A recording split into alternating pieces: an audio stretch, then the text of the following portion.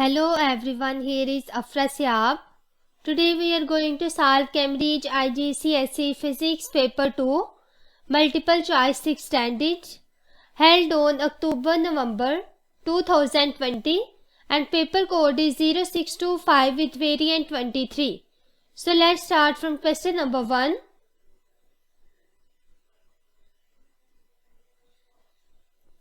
Question number 1. A micrometer screw gauge reads 0.02 mm when the jaws are fully closed. It reads 0.56 mm when the measuring diameter of a metal wire. What is the diameter of metal wire? So first of all, when the jaws are full closed, reading is 0.02 mm. And when we measure the diameter of the wire, then the reading is 0.56 mm. So the diameter of the wire will be equal to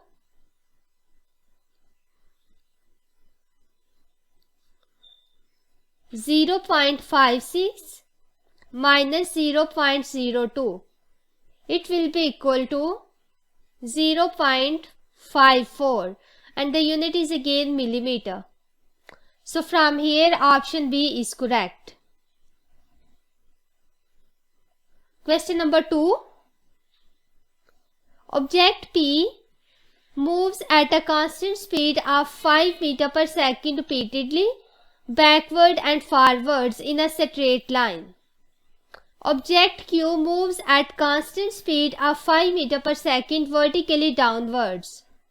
Object R moves at a constant speed of 5 meter per second in a circle. Which objects are moving with uniform velocity? First of all, uniform velocity is defined as the velocity whose magnitude increases equally with equal interval of time. I simply say that when I increase the time, the velocity of the object also increases. So first of all, here is object P, which is moving at constant speed of 5 meter per second repeatedly backward and forward in a straight line. Here the speed is constant, it is not increasing. So the object P is not moving with the uniform velocity. Similarly, object R moving with the constant speed of 5 meter per second and it is moving in a circle, so its magnitude remains same. It means that object R is also not moving with uniform velocity. So object Q moves at a constant speed vertically downward. When the object Q moves vertically downward, its velocity increases, but it moves with the constant velocity. So from here, only the object Q moves with the uniform velocity. Option B is correct. Question number 3. The diagram shows a velocity time graph for an object which is accelerating. What is the acceleration of the object? So here we have to find out the acceleration of the object. Acceleration is basically the slope of velocity time graph. I write here acceleration is equal to slope of velocity time graph, and this slope basically equal to delta V over delta T. I take any 2 points on this curve. I suppose one point is here and second point is here, and find out the value of time and velocity at these 2 points. So acceleration will be equal to V2 minus V1 over T2 minus T1. Here V2 is basically 120, which is at this point, and V1 is 20 meter per second. So I write here divided by time, here is 40 and here time is 0. So 40 minus 0. The value of acceleration will be 100 divided by 40, which is equal to 2.5 meter per second square. So acceleration is equal to 2.5 meter per second square. From here, option B is correct. Question number 4. Which quantity is weight an example of? Acceleration, force, mass, pressure. So this is basically force.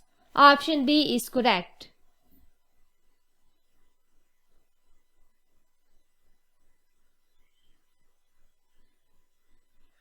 Question number 5. An object of mass 1.0 kilogram is at rest on Earth. An identical mass is at rest on a planet with a gravitational field strength of twice that of the Earth. So first of all, on the surface of planet, the value of G is double as compared to that of the Earth. It is given. Which row correctly compares the object on the planet to that of the object on the Earth? Its weight, its acceleration when the same horizontal force is applied. So here we have to compare the weight and acceleration when the horizontal force is applied on both of these surfaces. First of all, weight is equal to product of mass and G. I find out the weight for the object on the Earth and also on the planet. So this is the weight on the Earth. It will be equal to m cross GE. This is basically m cross G. So the weight on the planet will be equal to m cross GP. So it will be equal to mass multiplied by GP. The value of G on the surface of planet, it will be double that of the Earth. So I write here 2 GE. Then the weight at planet will be 2 mGe, 2 weight of Earth. It means that the value of weight of the object on the planet is double as that of the Earth. So from here, option A or B is correct. We also have to check the acceleration. So the acceleration due to the horizontal force is same. So this acceleration is same at the surface of Earth and also at the surface of planet. Only the vertical force changes the acceleration. So there is only change in the vertical acceleration. The horizontal acceleration remains same.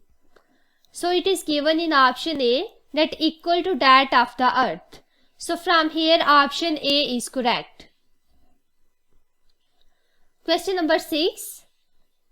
A square wooden raft float on a lake. The density of the water in the lake is 1000 kg per meter cube. The size of the raft are 2.0 meter long and the thickness of the raft is 0.20 meter. The mass of the raft is 700 kg.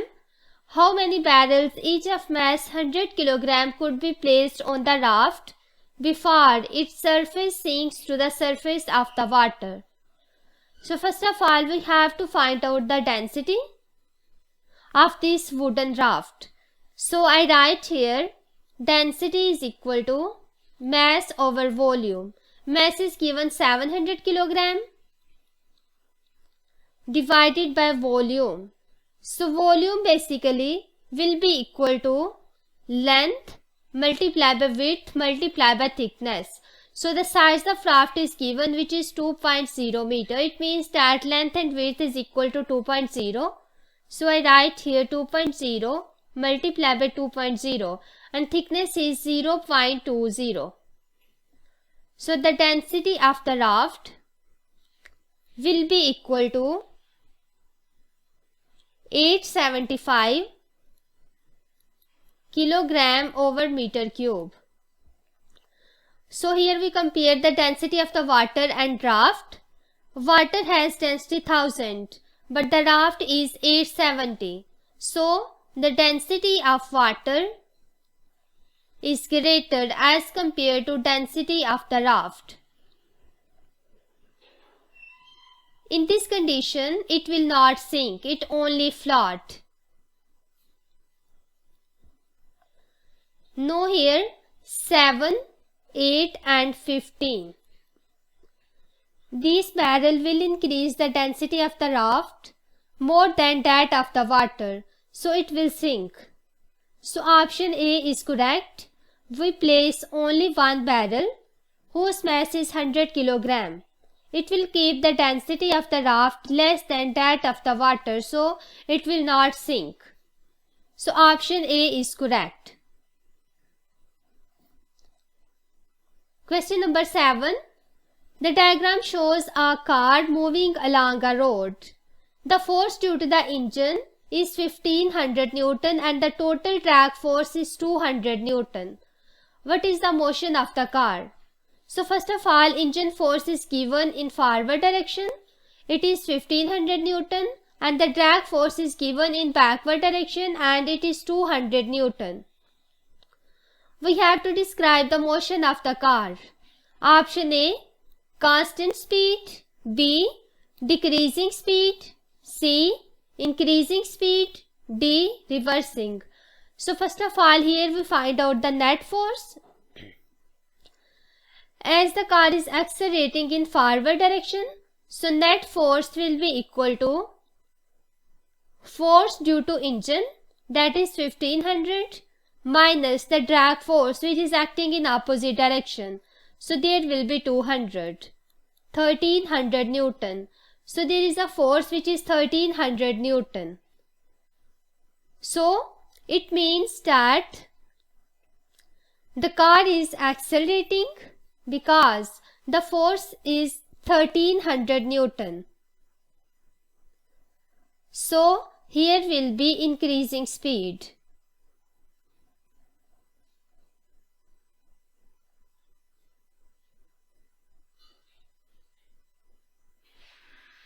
Question number 8. The diagram shows a trolley used to transport a load of 400 Newton. A force F vertically downwards is needed to balance the trolley as shown. The center of the mass of trolley is vertically above the pivot. So first of all, weight is given, that is 400 Newton, and this distance from the pivot point is 15 cm. We apply another force here. We have to find out the magnitude of this force. What is the value of this force? And the distance of this force from the pivot is 40 cm.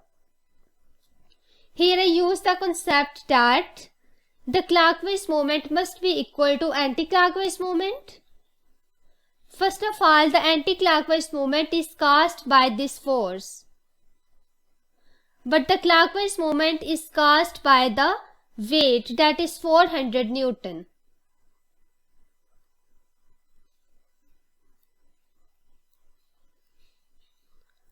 So it will move in this direction and it will in this direction. So I write here clockwise moment will be equal to anti-clockwise moment.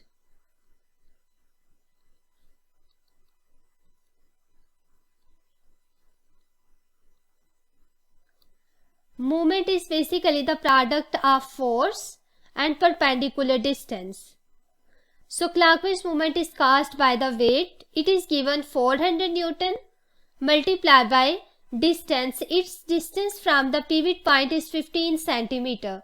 So I multiply by 15. It will be equal to clockwise moment caused by this force. We have to find out the magnitude of this force. Multiply by its distance is 40 cm. So force will be equal to 15 multiplied by 400 divided by 40. It is equal to 150 Newton. So this force is basically equal to 150 Newton. From here option B is correct. Question number 9. A ball of mass m falls vertically and hits a hard surface. Its speed on hitting the surface is v1. It rebounds vertically upward with velocity v2. What is the change in momentum of the ball? So here we have to find out the change of momentum of the ball. So first of all we have ball. It falls vertically and then there is a hard surface. This ball hits the hard surface. First of all its initial speed is v1 and then it rebound back. So its speed is v2. We have to find out the change in momentum. Change in momentum, which is delta p, it will be equal to mass and change in velocity. So it will be m v2 minus v1. But in our case, the direction of velocity changes. So here will be m v2 minus into minus v1. This sign basically shows that the velocity changes after the ball rebound from the surface. So it will be equal to m v2 plus v1, which is delta p. From here option C is correct. Question number 10. An object of mass 4.5 kg is traveling at 7.0 meter per second. How much kinetic energy does this object have? So here we have to find out the value of kinetic energy. I write here kinetic energy is equal to half mv square.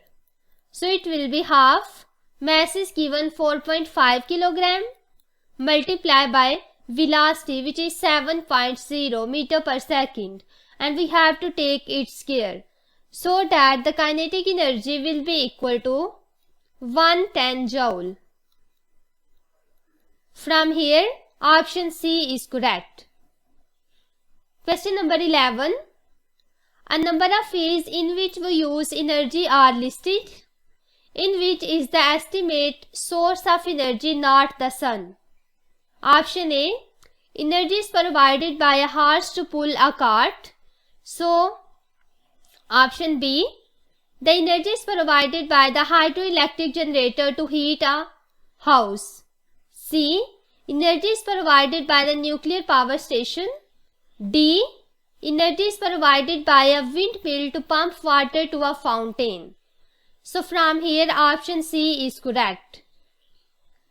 For the energy that is provided by the nuclear power station, this energy basically is not the source of energy for the sun.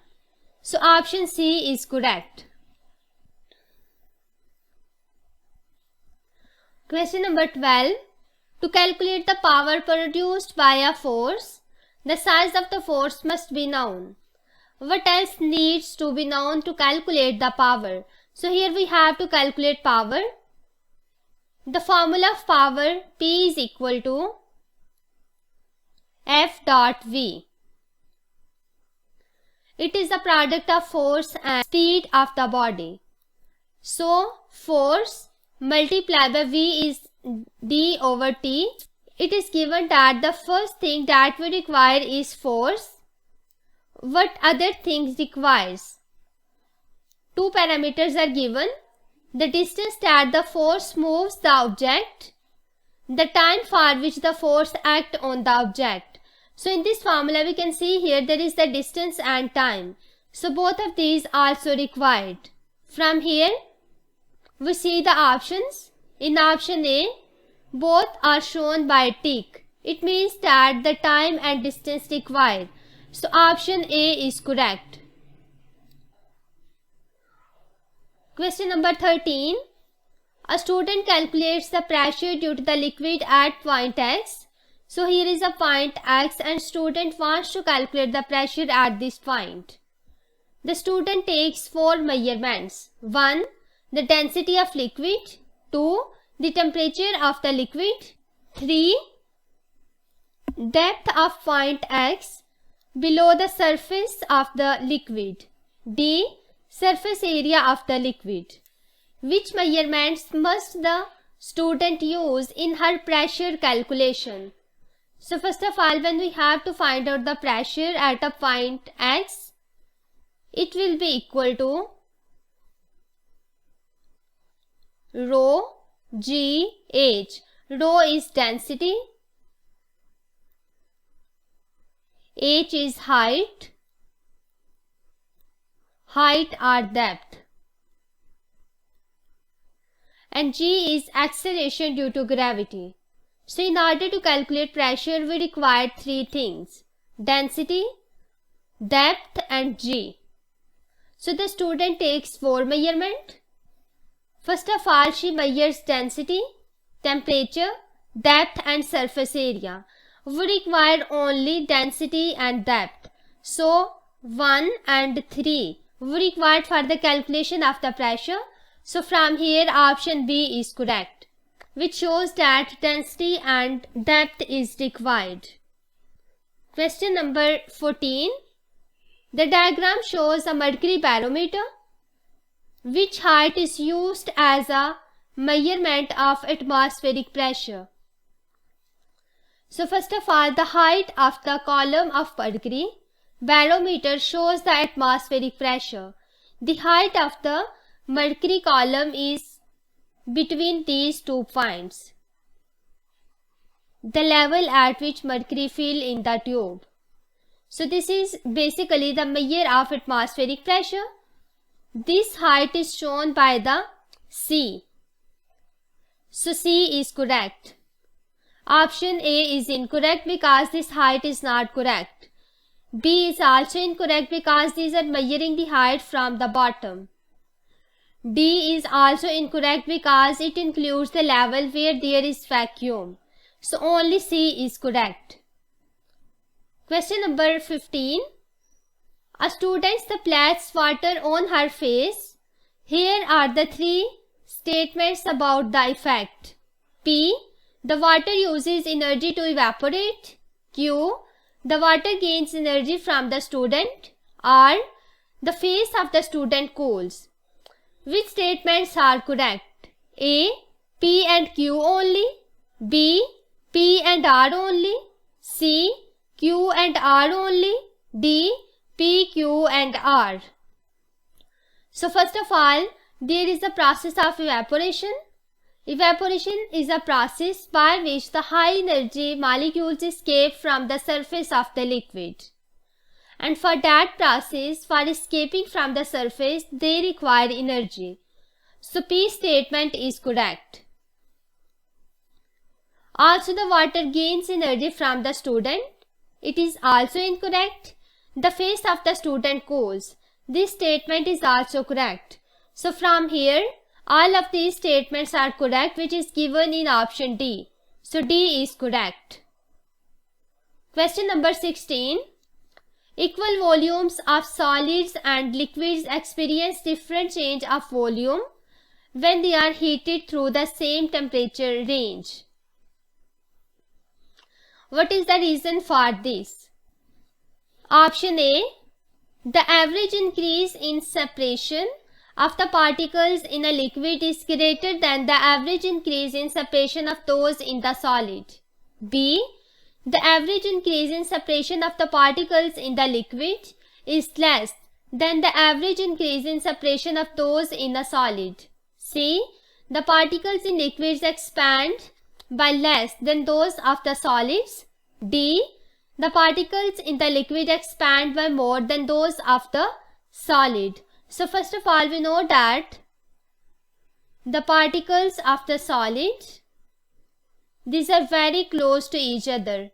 The spacing between their molecules are very, very small. On the other hand, there is a liquid where there is a small spacing between these molecules. So both of these are at the same temperature range. First of all, both of these are heated. Then what will happen? The molecules of the liquid moves further apart from each other. The separation between the molecules of the liquid increase. there is average increase in the separation of the molecules of the liquid as compared to solid, because there is stronger attractive forces in the solids, due to which the average increase in separation is small. So from here option A is correct, which shows that the average increase in separation of the particles in the liquid is greater than the average increase in separation of those in the solid. Question number 17. Which physical property changes when the temperature is measured with a liquid in glass thermometer? Option A, electromotive force, B, pressure, C, resistance, D, volume. So this is basically the volume that is inside the capillary tube changes. So from here option D is correct. Question number 18. The diagram shows a steam being passed into water to rise the temperature of the water. So first of all, here is water inside this and the steam from the steam generator. It is being passed into the water. The specific latent heat of steam is 2200 joule per gram. The specific heat capacity of the water is 4.2 joule per gram and degree C. The mass of the water being heated is 490 gram. Which mass of the steam must be passed into the water to rise the temperature from 19 degree C to 100 degree C? So here we have to increase the temperature from 19 to 100 degree C. How much mass of the steam must be passed? So here the amount of latent heat lost by the steam must be equal to the amount of the specific heat gained by the water. I write here amount of latent heat lost by steam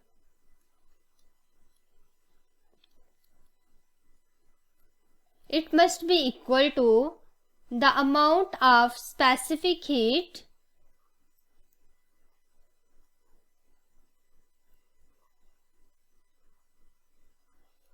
gained by water.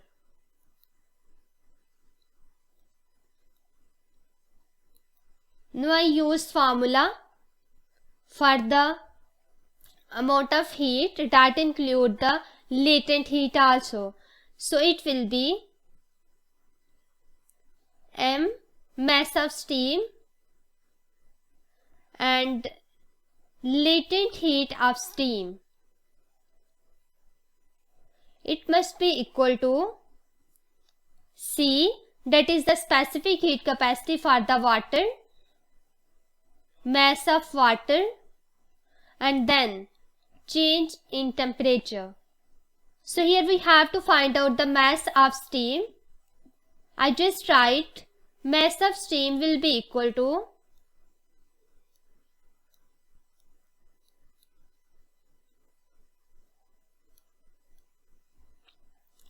now I am going to put values here.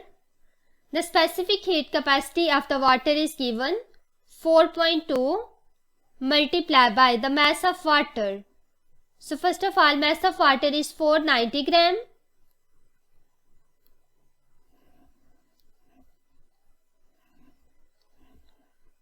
Multiply by the change in temperature. Change in temperature will be from 19 to 100 degree C.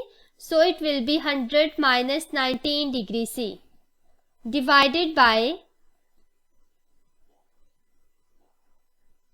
the specific latent heat for the steam is 2200.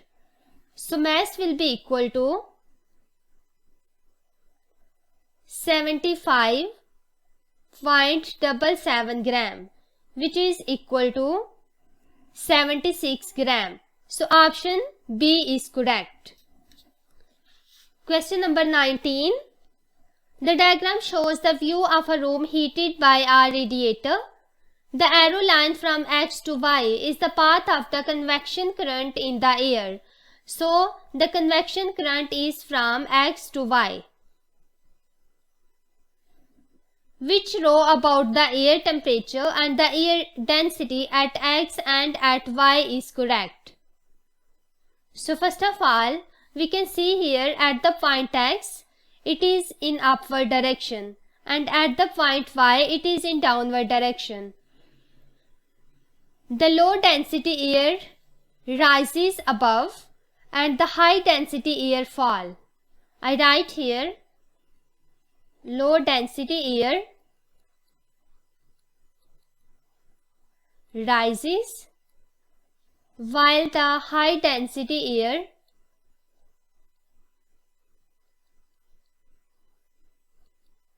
falls.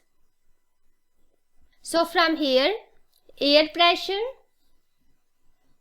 So here the air temperature and air density is given at point x and y. So at point x, higher at x and higher at x. B, higher at x, higher at y. C, higher at y, higher at y. D, higher at y, higher at x.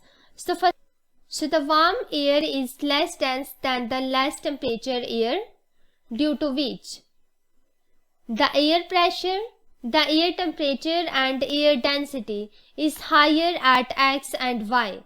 So from here option B is correct.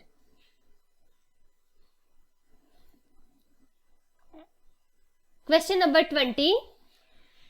A warm dark colored surface emits radiation. It is decided to increase the amount of radiation produced. 3 suggestions are made. 1. Make the surface hotter. 2. Color the surface white. C. Increase the area of the surface. Which suggestions are correct? A. 1 only. B. 1 and 2 only. 3. 1 and 3 only. D. 1, 2 and 3. In order to increase the amount of radiation emitted, we have to increase the temperature and also increase the area of the surface. So here 1 and 3 suggestions are correct, but the second is incorrect, because when the surface is white, there is less amount of radiation. So this is incorrect. Only 1 and 3 is correct.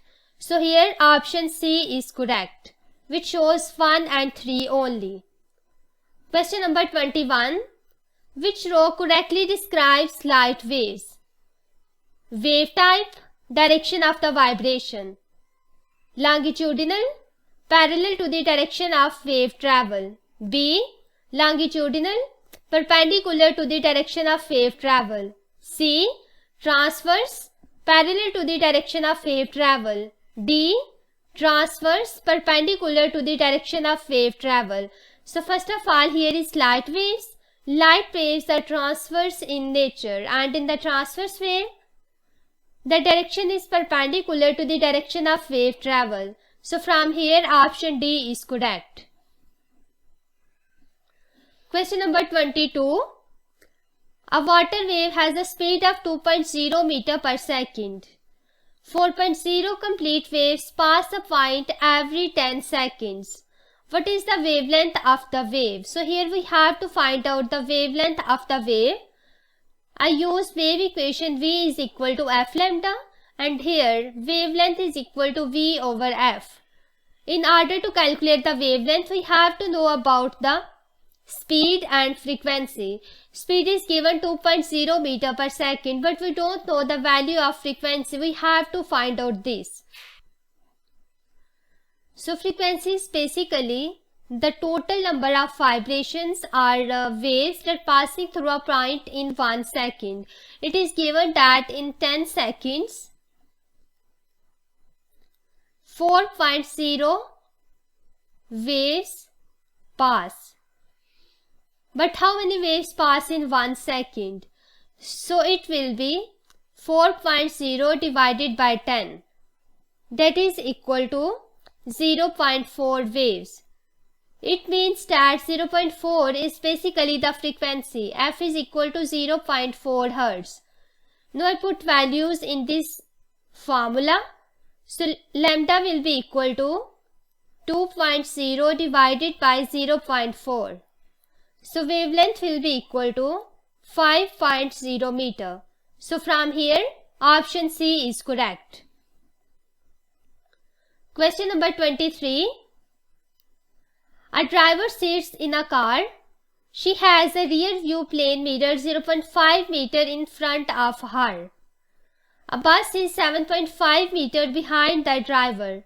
So first of all, here is the driver in the car and she has a rear view plane mirror in front of her at a distance of 0.5 meter. The driver looks at the image of the bus in her mirror. How far is the image away from her? So first of all, the distance between the bus and car is 7.5 meter. We have to find out that how far the image is away from the driver.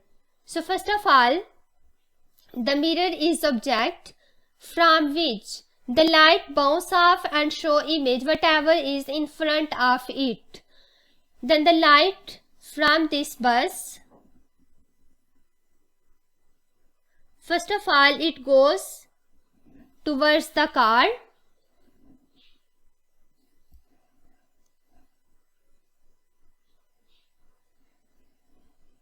and strikes the mirror. After striking the mirror, this light will reach the driver.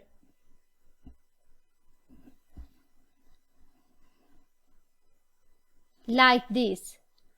The distance between the bus and driver is 7.5 meter. And also the distance between the driver and mirror is 0.5 meter. Light goes from the bus to the driver. It covers a distance of 7.5 meter.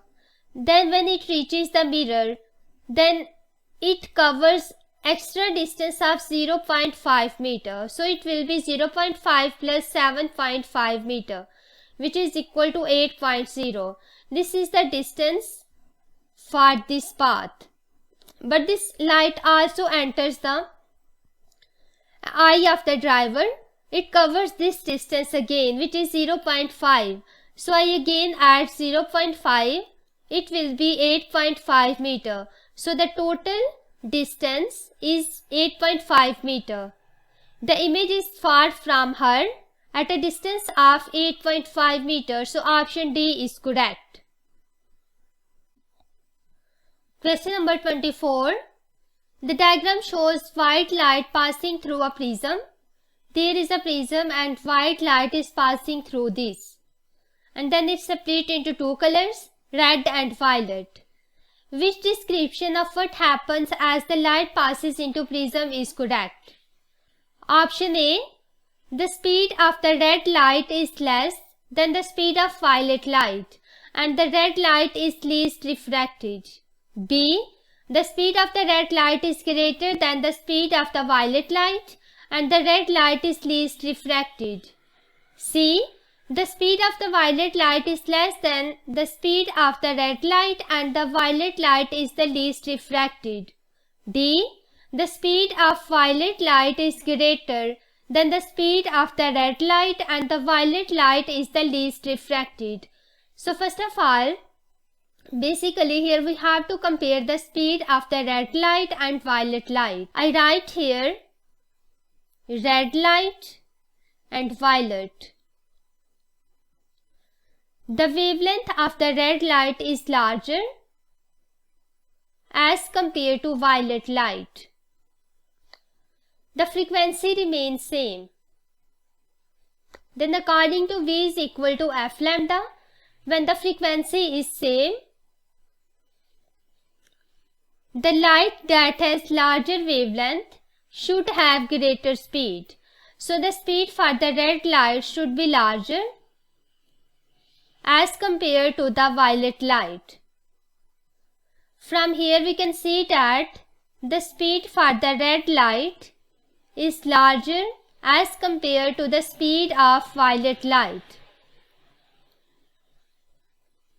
So the light that has greater wavelength it is least refracted. So red light is least refracted. Now we see the options. Option A, the speed of the red light is less, which is not possible. The speed of red light is greater. B, the speed of the red light is greater than the speed of the violet light. This is correct, and also the red light is least refracted. So B option is correct. It satisfies the condition. Question number 25. The diagram shows three types of the electromagnetic radiation listed in a particular order. The electromagnetic radiation is traveling in the vacuum. Here is microwaves, infrared, X-rays. Which quantities increase in magnitude going from left to right across the list? Option A, frequency only. B, neither speed nor frequency. C, speed and frequency. D, speed only. So first of all of the electromagnetic radiation move with the speed of light in the vacuum, which is 3.0 into 10 to the power 8 meter per second. So the speed for all of these rays will be same. The frequency for each of these electromagnetic radiation changes. Microwave has the lowest frequency. Then X-rays has the largest frequency as compared to infrared and microwaves. It means that when we move from left to right, the frequency increases.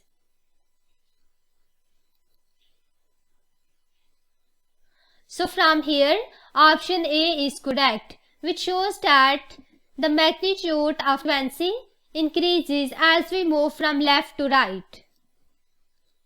Question number 26. A sound wave traveling through air. What is the name given to the region in which the air molecules are further apart than the normal? So first of all, the sound waves are longitudinal wave.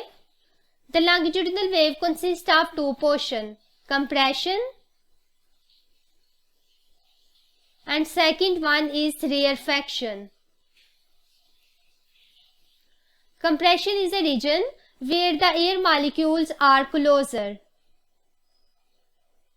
but the rarefaction is a region where the air molecules are further apart. The distance between the air molecules is larger. So this region where the air molecules are further apart than the normal is basically the rarefaction. We see the options. A, compression. B, contraction. C, rarefaction. D, vacuum. So option C is correct. That is the region of rarefaction. Question number 27. A police car with its siren sounding is stationary in heavy traffic. A pedestrian notices that although the loudness of the sound produces does not change, the pitch varies. Which row describes the amplitude and the frequency of the sound? So first of all, here loudness does not change. Loudness remains same.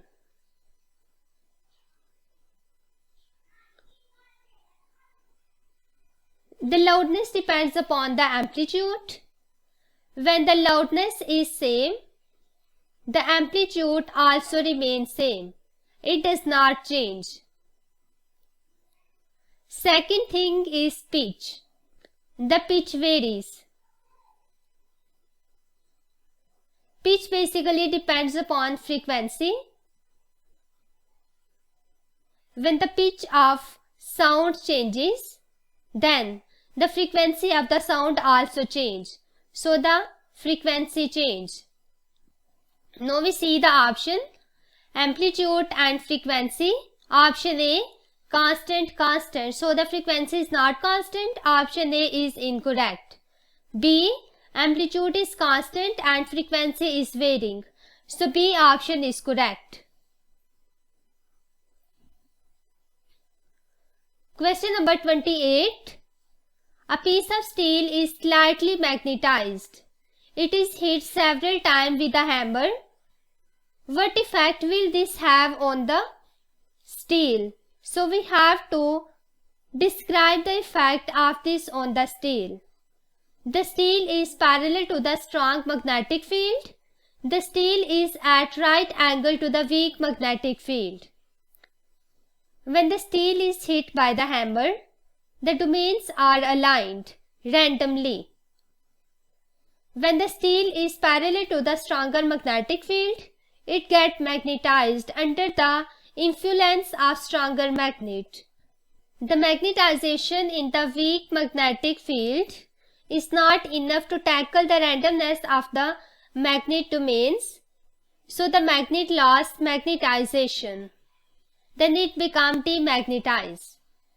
So we see the options. Option A, it becomes magnetized more strongly. It is correct because when the steel is parallel to the stronger magnetic field, it becomes magnetized. It becomes magnetized more strongly. So this is incorrect.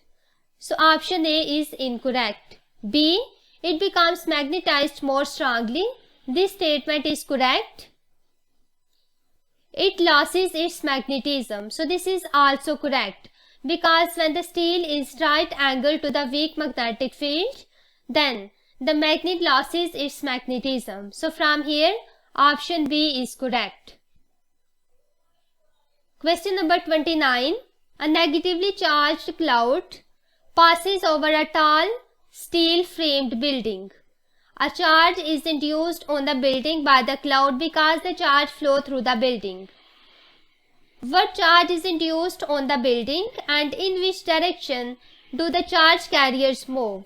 So first of all, here is the cloud which has negative charge. So there will be equal positive charges at the top of building.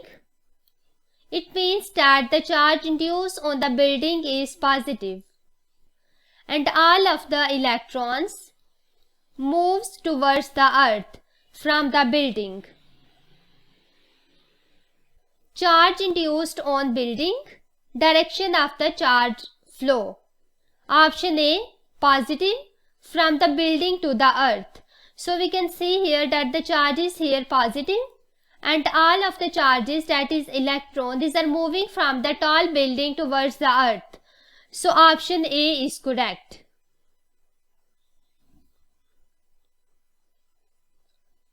Question number 30. Electromotive force EMF is defined in terms of the energy supplied in driving which physical quantity around a complete circuit? Charge, B current, C potential difference, D power. So first of all, EMF is equal to energy supplied to the charge to go around the complete circuit. So this is basically charge. Option A is correct. Question number 31. A student uses 4 ammeters P, Q, R and S to measure the current in different parts of the circuit shown. There are 4 ammeters P, Q, R and S. Which 2 ammeters read the largest current? We can see here ammeter P and Q. These are connected in series. And R, S connected in parallel. In the series combination, the current remains same. It means that the total current will be equal to the current which is passing through ammeter P and also ammeter Q.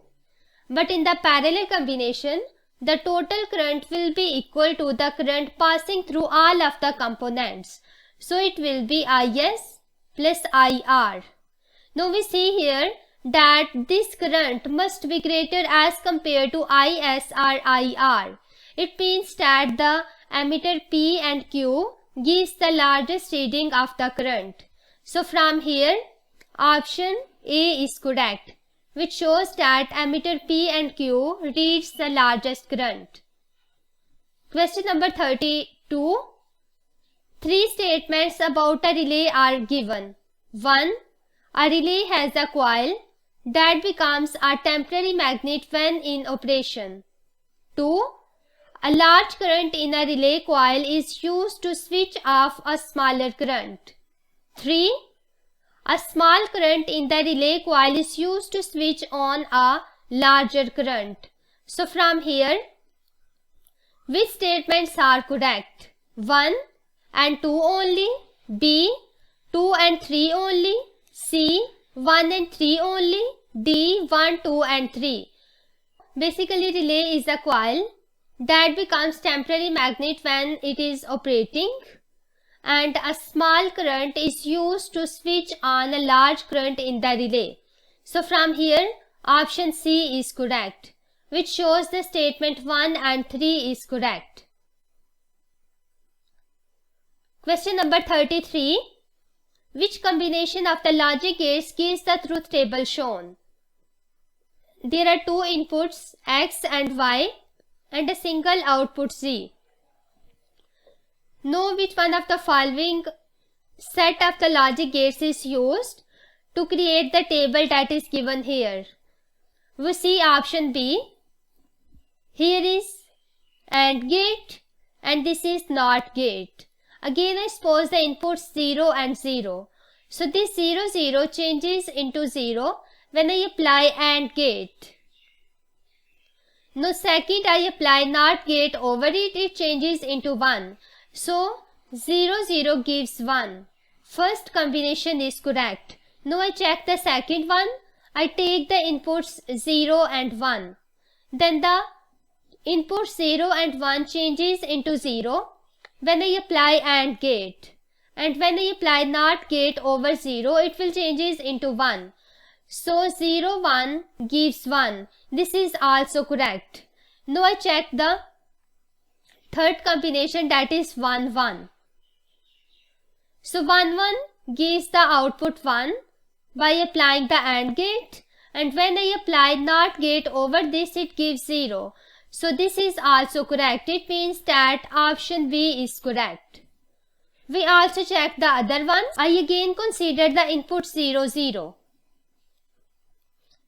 Here is NAND gate and second one is NOT gate.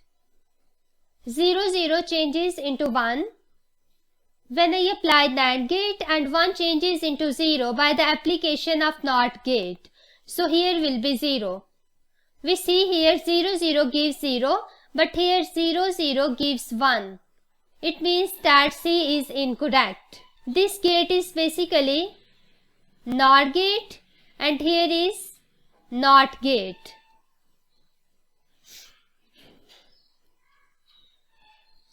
So when I take input 0, 0 and I apply NOR over it, then it changes into 1 and 1 changes into 0 by the application of NOT gate. So it is also incorrect. We also check the option A. Here I consider input 0, 0. So first of all, this gate is OR gate and next here is NOT gate. 0, 0 changes into 0 and 0 when I apply NOT gate over it, it will be 1. So 0, 0 gives 1. First statement is correct. Next I take the other inputs 0, 1, then it changes into 1. When I apply NOT gate here, it changes into 0. So 0, 1 gives 0 output, due to which this A option is also incorrect. Only the correct option is B. Question number 34. Graph X shows the output from an AC generator. So there is potential difference and time. Which changes can be made so that the generator produce graph Y? So first of all, here is curve X, that is sinusoidal, and there is also the curve Y, which is sinusoidal. The output of the AC generator will be in the form of A is equal to A naught sine of omega t plus phi. This A naught is basically the amplitude. Sine is just sine function. Omega is angular frequency and t is time. Phi is phase angle. So we see from here that the displacement A, it is equal to A naught sine of omega t plus phi. So as the coil of the wire rotating in the magnetic field, there will be induced current, which changes direction after every 180 revolution of the AC coil. The torque will be produced here, whose magnitude is Ni Ba cos alpha. Here N is the number of turns, I is current, B magnetic field, A is area, and cos theta. This basically shows the cos function of angle. When the coil is vertical position, then the torque must be 0, and when it is in horizontal position, torque will be maximum, which is Ni Ba. It means that in our formula, basically there is phase difference, EMF and speed. So here we just change the value of the speed so that we can get the graph Y from the graph X. Option A, decrease the magnetic field strength and decrease the speed of rotation only. So this is incorrect. B, increase the magnetic field strength and decrease the number of coils only. This is also incorrect. C, increase the number of coils only. This is also incorrect. Increase the speed of rotation only.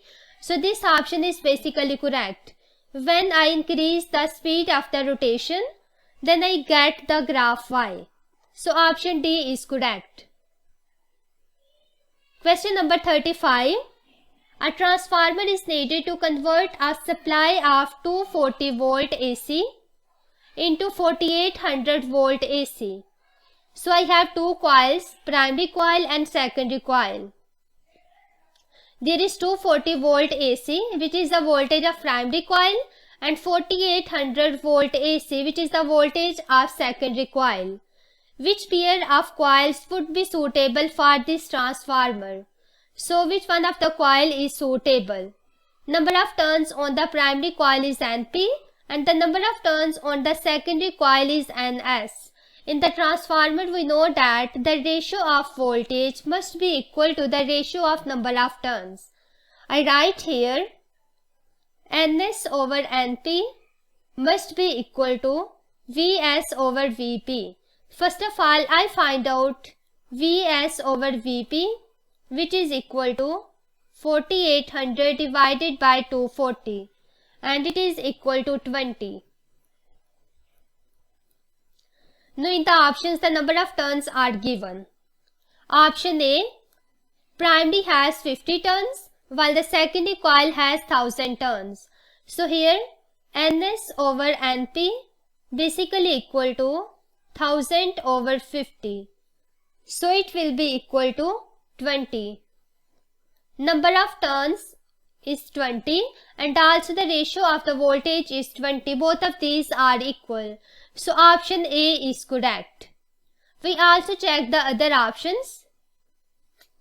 So for the option B, Ns over Np is equal to 48,000 divided by 240, which is equal to 200. So 200 does not equal to 20. So option B is incorrect.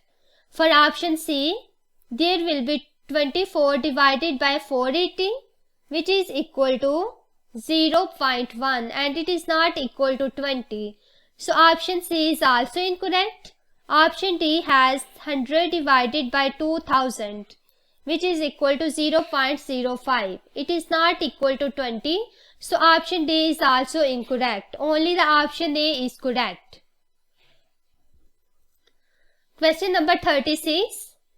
The diagram shows a wire carrying a current in the direction shown. There is a magnetic field acting from left to right. The wire experiences a force acting out of the page. So Here the direction of force is given, which is out of page. Direction of current is downward, while the direction of magnetic field is left to right. The current is now reversed. In which direction does the force on the wire now act? Now when the current is reversed, what will be the direction of force? So here the direction of current now is upward. What will be the direction of force when the magnetic field is in the direction from left to right? Here I apply right hand rule.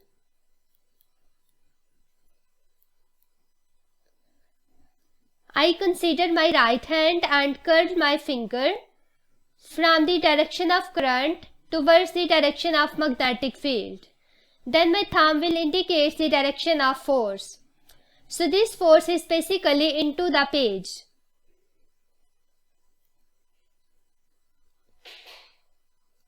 We can also guess that first of all current is in downward direction and the direction of force is out of page. The direction of current is reverse. Also the direction of force reverses. Direction of current is upward. The direction of force will be into the page. So basically the direction of force will be into the page when the current is flowing upward. From here option A is correct. That shows into the page. Question number 37. Which statement is correct for the nucleus of any atom? A. The nucleus contains electrons, neutrons and protons. Nucleus contains neutrons and protons. So this statement is incorrect. B. The nucleus contains the same number of protons as neutrons. This statement is correct only for the light element. But here it is written that we have to describe for any atom. But for the heavier atom, the number of neutrons is larger as compared to number of protons. So this statement is also incorrect. Option C. The nucleus has a total charge of 0. This statement is also incorrect. D. The nucleus is very small compared with the size of the atom. This statement is correct. So this statement is correct because the size of the nucleus is very small as compared to the size of the atom. So D is correct. Question number 38. How many protons and how many neutrons are in nucleus of TH? There is atomic number 90 and atomic mass 234. And I have to find out the number of protons and neutrons. So first of all, number of protons is equal to atomic number. Here the atomic number of this element is 90, so the number of protons will be 90. Next, the mass number is equal to number of protons plus neutrons. Mass number here is 234. So from here we can easily find out the number of neutrons. It will be 234 minus number of protons. So 234 minus 90, which is equal to 144. So from here number of protons and number of neutrons are given. Number of protons are 90 and neutrons are 144. So option A is correct. Question number 39. Which statement about the gamma rays is correct? Option A. They are deflected by both electric and magnetic fields. B. They are deflected by the magnetic field but not by the electric field. C. They are deflected by the electric field but not by the magnetic field. D. They are not deflected either by electric fields nor by magnetic fields. So gamma rays are neutral. They don't have any charge. only the rays deflected that has charge. So here the gamma rays cannot be deflected either by electric field or magnetic field. So option D is correct. Question number 40.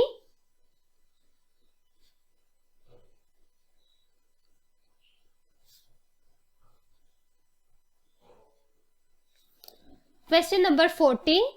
Which equation represents the beta decay of lead 209? So 4 equations are shown here. That is for the beta decay. Which one of the following is correct? In the option A, we can see here that there is the absorption of electron. But in the beta decay, there is the emission of electron. So option A is incorrect. B is also incorrect because there is the absorption of electron. In the option C, we see here the atomic number increased by 1 and there is also the emission of electron. In the beta decay, when the electron is emitted, the atomic number increased by 1. So option C is correct. Option D is incorrect because the atomic number decreased by 1. But there should be increase in the atomic number by the factor of 1. So this statement is also incorrect. Only the C option is correct.